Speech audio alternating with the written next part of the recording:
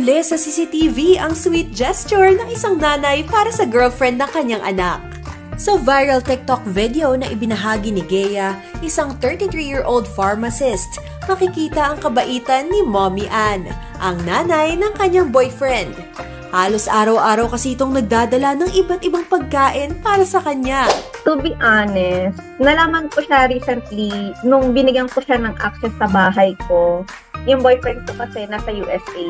Siyempre mag-isa lang ako, may CCTV ako for every room. Napapansin ko, may nagpa-pop up. Alam ko nandiyan siya, tapos nakikita ko may food.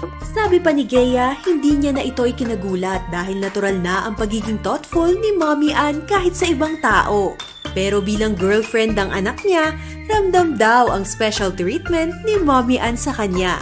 Hilig lang ako mag-take ng stolen video sa kanya. Pag nakikita na ako sa ginagawa niya, like, kunyari, pinagsaservan niya ako ng pagkain pag nakain kami sa labas. Pero inform naman yung boyfriend ko na pinost ko. Nung unang sinend ko yun, tawag-tawa din siya. Sabi ko, kala mo magnanakaw sa CCTV. Kasi pag bumubukas ng pinto, kala mo may balak ba, ewan eh. Pagtingin mo, lalapag ng pagkain.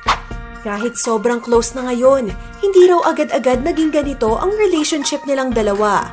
Never talaga pumasok sa isip ko na maging close kami kasi sobrang sweet niya tignan nung una. Dati kasi aso't pusa kami magkasundo. May isang best parang na accident siya. Kasi medyo nagkaroon ng fracture dito sa kamay niya.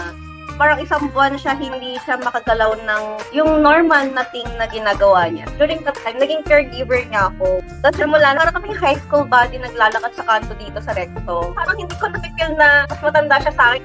Dagdag pa niya, malapit din si Mommy Ann sa dalawa niyang anak na nagtatrabaho sa ibang bansa. Lalo na't sila rin kasi ang nag-aasikaso sa kanilang nanay tuwing umuuwi sila. Kung ano yung ginagawa ko sa kanya, yun yung ginagawa talaga originally ng boyfriend ko tsaka ng kapatid niya. Gusto ko na since wala sila, parang ako muna yung yung proxy, ganun. Kwento pa ni Gea, maagang pumanaw ang kanyang nanay dahil sa isang aksidente. Kaya naman ganito na lang din ang pag-aaruga niya kay Mommy Ann. Ngayon na close na sila, marami raw siyang natutunan tungkol sa pakikisama sa pamilya ng kanyang boyfriend. Kaya naman ang payo niya sa mga nahihirapang makasundo ang kanilang mothers-in-law? Pakita nyo lang na real yung intention nyo sa anak nila. Pakita nyo lang na sincere yung pride din. Dapat sa parents, ibaba mo din. Pero not to the point na wala ka ng self-respect. Siyempre, meron ka pa rin dapat. May boundary lang.